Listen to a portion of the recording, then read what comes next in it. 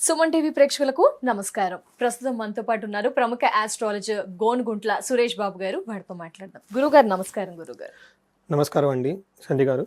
గురుగారు, ప్రతి మనిషి వారి ఇల్లు కలకల్లాడుతూ శాంతితో సిరి సంపదలతో కలకల్లాడుతూ ఉండాలని ప్రతి మనిషి మార్నింగ్ లేచినప్పటి నుంచి అనుకుంటూ ఉంటాడు, తాపత్రయపడుతూ ఉంటాడు. బట్ అదే ఈ మధ్యకాలంలో నెరవేరట్లేదు గురుగారు. సంపద ఉన్నా శాంతి ఉండట్లేదు, శాంతి ఉంటే పిల్లలు మాట వినడం లేదు. ఇలా ఏదో ఒక ఇబ్బంది అయితే ప్రతి ఇంటిలో కొంత ఇంటిలో అనుకోవచ్చు చూస్తూ ఉన్నాం. ఏంటా మార్గాలు అన్వేషిస్తూ వస్తున్నారు. సరైన మార్గం ఏమైనా ఉంది ఆ గురుగారు?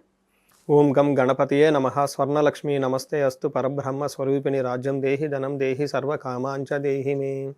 స్వర్ణలక్ష్మి అమ్మవారు ముందుగా అందరికీ ప్రతి ఒక్కళ్ళని నిరంతరం హ్యాపీగా ఉండే విధంగా మనం అందరం ఎప్పుడు బ్లిస్ఫుల్గా ప్రతి నిమిషం జీవితాన్ని ఎంజాయ్ చేసే విధంగా ఉండాలని చెప్పేసి కోరుకుందాం.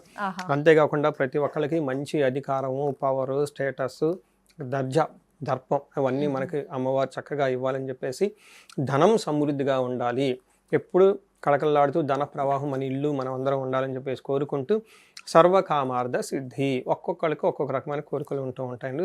కుటుంబం వచ్చేటప్పుడు కుటుంబ సభ్యులు అందరికీ ఇండివిజువల్గా కోరికలు ఉంటాయి, కుటుంబం మొత్తానికి కోరికలు ఉంటాయి అనమాట. అవి ఇండివిజువల్గా ఇంట్లో ఉన్న వాళ్ళ కోరికలు నెరవేరుతూ కుటుంబం మొత్తం ఐక్యతగా ఉండి పేరు ప్రఖ్యాతులు తెచ్చుకొని ఆ కుటుంబం ఆ సమాజంలో ఉన్నతంగా ఉండే విధంగా కూడా అమ్మవారు ఆశీర్వాదమే మనందరిని ఆశీర్వదించాలని చెప్పేసి కోరుకుంటూ ముందుకెళ్తామండి. గురుగారు చూసారా, మీ ఆశీర్వాదం వినడానికి ఎంత బ్రైట్ గా వైబ్రెంట్ గా ఉంది. అదే మేమంతా మా ఇళ్లలో కావాలి అని కోరుకుంటున్నాం. దానికి మార్గం మీరే తెలియజేయాలి గురుగారు. మనకి ఏం చెప్తారంటే గృహలక్ష్మి అంటారు, ఇనే ఉంటారు కదా, ఇళ్ళ నుంచి స్టార్ట్ అయిపోతుంది. మనకి శాస్త్రాల్లో ఏం చెప్తారంటేనండి, వనప్రస్థాశ్రమం, ఇలా 4 రకాల ఆశ్రమ ధర్మాలు అంటే బ్రహ్మచర్యము, గృహస్థాశ్రమం అని చెప్తూ ఉంటారు. వీటన్నిటికీ ఆధారభూతం ఎవరంటేనండి గృహం అని చెప్తారు. అంటే గృహంలో నుంచి ఒక సన్యాసి వెళ్తాడు, గృహంలో నుంచి ఒక బ్రహ్మచారి ఉంటాడు, గృహంలో నుంచి మనకు వనప్రస్థాశ్రమం వెళ్ళిపోయాడు. గృహం మీద మేజర్ అనమాట. బట్ ఈ గృహానికి ఆధారభూతం ఎవరు అంటే స్త్రీలు అని చెప్తారు, ఇల్లాలు అని చెప్తారు. కానీ గృహలక్ష్మి అంటారు. మరి ఈ గృహలక్ష్మికి అంత బాధ్యత ఉందన్నమాట. సో వెరీ హోలిస్టిక్ వే మనం చూస్తాం. అందుకని వాళ్ళకి చాలా నియమాలు పెట్టారు. బయటికి వెళ్ళకూడదు, ఎందుకంటే లక్ష్మీదేవి ఇంట్లో ఉండాలి, బయటికి పోతే లక్ష్మి ఎలా ఉంటుంది, మగవాళ్ళు బయటికి వెళ్తూ ఉంటారు. మనం ఇప్పుడు ఉల్టా మాట్లాడేసుకుంటాం, మనం ఈక్వాలిటీ కావాలి, మేము బయటకు వెళ్తాం, అది వాళ్ళ మీనింగ్ హోలిస్టిక్గా ఉంటుంది అనమాట. అయితే మీరు ఇందాక అడిగిన విధంగా గృహాలు వెనక అసంతృప్తిగా ఉన్న, ధనం లేకపోయినా, పెళ్లి లేకపోయినా, చూడండి ఇంట్లో ఎవరికి ఏ ప్రాబ్లం వచ్చినా ఆ గృహిణికి బాధ ఉంటుందండి.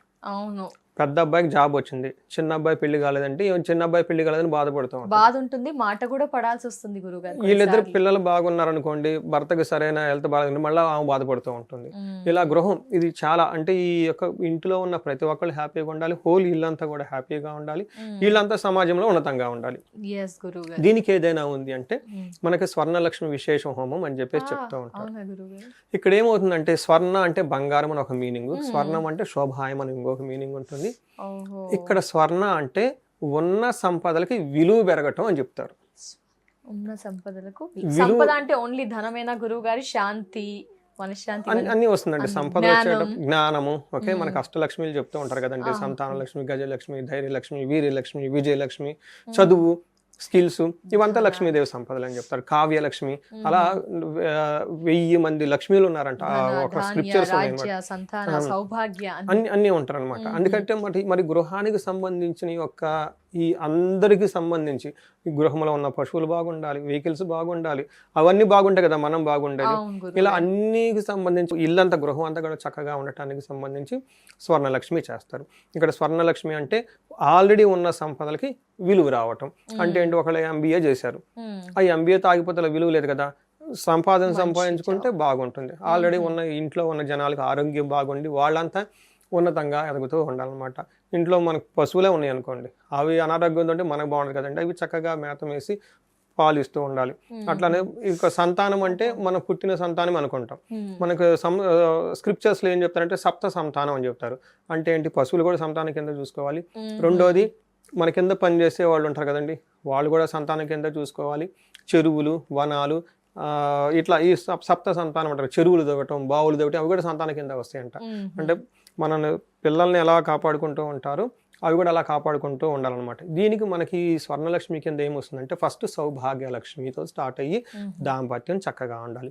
సంతాన లక్ష్మి అంటే సంతానం మనకు కావాలి, వీళ్ళు చక్కగా పెరగాలి, వీళ్ళు వృద్ధిలోకి రావాలి, వీళ్ళు బాగుండాలి, సమాజం బాగుండాలి. నెక్స్ట్ వరమహాలక్ష్మి. ఇక్కడ ఏమవుతుంది, పెళ్ళిళ్ళు కావాలి వాళ్ళకి. నెక్స్ట్ కోరుకున్న పరీక్షలు ఎగ్జామ్స్లో మంచి మంచి సీట్స్ రావాలి, రాజ్యలక్ష్మి. ఆల్రెడీ జాబ్ చేస్తున్నారు వీళ్ళ హస్బెండ్, వాళ్ళకి ప్రమోషన్ రావాలి. ప్రమోషన్ వచ్చిన తర్వాత ప్రభుత్వం నుంచి మళ్ళీ గుర్తింపు రావాలి, నాయకత్వ లక్షణాలు ఉండాలి. వీళ్ళ హస్బెండ్ వీళ్ళ ఇంటిని చక్కగా మేనేజ్మెంట్ చేయడంతో పాటు పెత్తనం చేయటం, బయట కూడా వీళ్ళు గొప్పగా ఉండాలి కదా. ఇవంతా ఉండే అవకాశం ఉంటుంది, రాజ్యలక్ష్మి అని చెప్తారు. నెక్స్ట్ ఏం చెప్తారు, ధైర్యలక్ష్మి. అంటే వచ్చిన కష్ట నష్టాలు వస్తూ ఉంటాయండి, ధైర్యంగా ఖచ్చితంగా ఉంటాయి, ఎందుకంటే లేకుండా ఉండదు కాబట్టి. అవి వచ్చినప్పుడు చాలా సమయస్ఫూర్తిగా అందరూ కలిసికట్టుగా ఉండి ముందుకెళ్ళడం చాలా ఇంపార్టెంట్. గృహంలో ఇది ఇంపార్టెంట్ కదండి, అందుకని ఇది చేయాలి. నెక్స్ట్ స్థైర్యలక్ష్మి అంటారు. అంటే ఏదైనా కనుక చేస్తే వస్తూ పోతూ ఉంటే బాగుండదు, నిలకడగా ఉండి చేసుకునే బుద్ధి, ఆలోచన, మనస్తత్వం కూడా ఉండాలి. కన్సిస్టెన్సీ అంటారు, అలాగే మనకు వచ్చే ధనం కూడా నిలకడగా రావాలి. మనకి ఏది చేసినా కానీ అందులో మనం నిలబెట్టుకునే ఒక సామర్థ్యం మన దగ్గర ఉండాలి. మోస్ట్ ఇంపార్టెంట్ సిద్ధలక్ష్మి అంటారు. సిద్ధలక్ష్మి అంటే కార్యసిద్ధి, అంటే అనుకున్న పని. ఈ ఇంట్లో వాళ్ళు ఎవరు ఏ పని చేసినా ఆ పనిలో వాళ్ళకి విజయం రావాలి అని చెప్తూ ఉంటారు.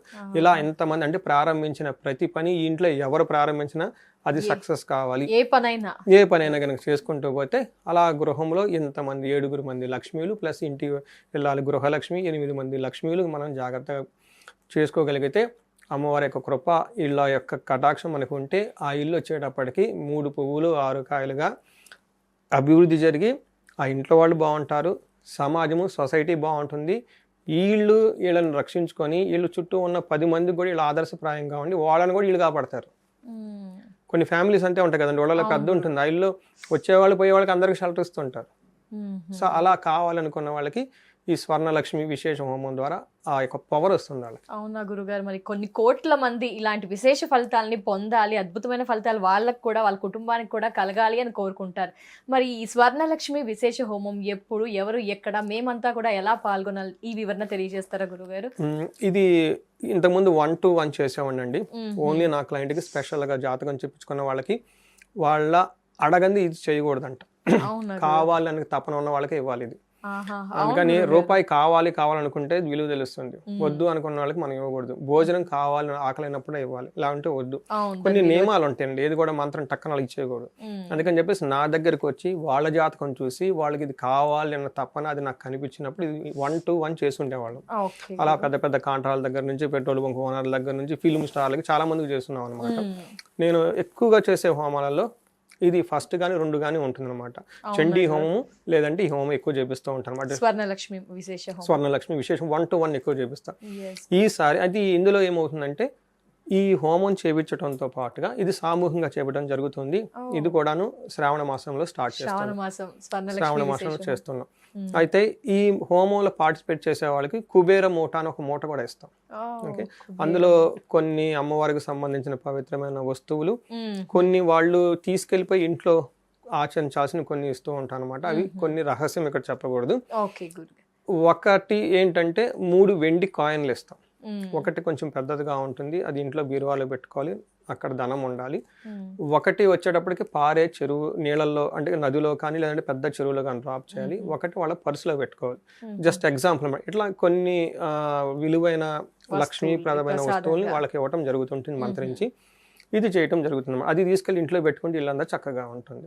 ఇది అందరూ సద్వినియోగం చేసుకోవాలని చెప్పి ఎవరైనా పార్టిసిపేట్ చేయొచ్చు అండి. ఫీజు కూడా చాలా చాలా తగ్గించేసాను నేను, బట్ రిస్ట్రిక్టెడ్ క్రౌడ్, అందరికి కాదు. చెప్పాను కదా, కావాలి అనుకున్న వాళ్ళకి మాత్రమే ఇవ్వాలి. శాస్త్రాన్ని కానీ జ్ఞానాన్ని కానీ దానికి అపహాసం చేసి చూద్దాము, టెస్ట్ చేద్దాము అనుకున్న వాళ్ళకి కాదు. రియల్గా అవసరం ఉంది, లాక్ అయ్యాం అనుకున్న వాళ్ళకి మాత్రమే ఇస్తాం. ఖచ్చితంగా గురువు గారు, ధన్యవాదాలు గురుగారు. ఎందుకంటే చాలా మంది ఇలాంటి సమస్యలతో చాలా ఫ్యామిలీస్ అయితే సఫర్ అవుతున్నాయి. వారందరికీ కూడా ఒక మంచి మార్గాన్ని, ఈ హోమాన్ని పరిచయం చేసినందుకు, స్వర్ణలక్ష్మి విశేష హోమాన్ని తెలియజేసినందుకు ధన్యవాదాలు గురుగారు. నమస్కారం. అందరికి అష్టైశ్వర్యాలు కలగాలని, భోగభాగ్యాలు కలగాలని, స్వర్ణలక్ష్మి అమ్మవారి యొక్క కరుణా కృప వాళ్ళ మీద ఉండి ఎప్పుడు వృద్ధిలో ఉండాలని చెప్పేసి కోరుకుంటున్నానండి. నమస్కారం. తప్పకుండా గురుగారు. సో ఎస్, చూసారు కదా, గురువు గారు అయితే మనకి స్వర్ణలక్ష్మి విశేష హోమం గురించి తెలియజేశారండి. మనలో చాలా మంది ఏదో రకంగా సఫర్ అవుతూనే ఉన్నారు కదండి. ఇలాంటి సమస్యలతో ఇబ్బందులు పడుతున్నారా? ఒక్కసారి స్వర్ణలక్ష్మి విశేష హోమం గురించి మరిన్ని వివరాలను పూర్తిగా తెలుసుకొని పాల్గొనాలి క్రతువుల్లో కూడా అనుకుంటే కనుక స్క్రీన్ పై నెంబర్ కనిపిస్తుందండి, మిగతా వివరాలని తెలుసుకోవచ్చు. నమస్కారం.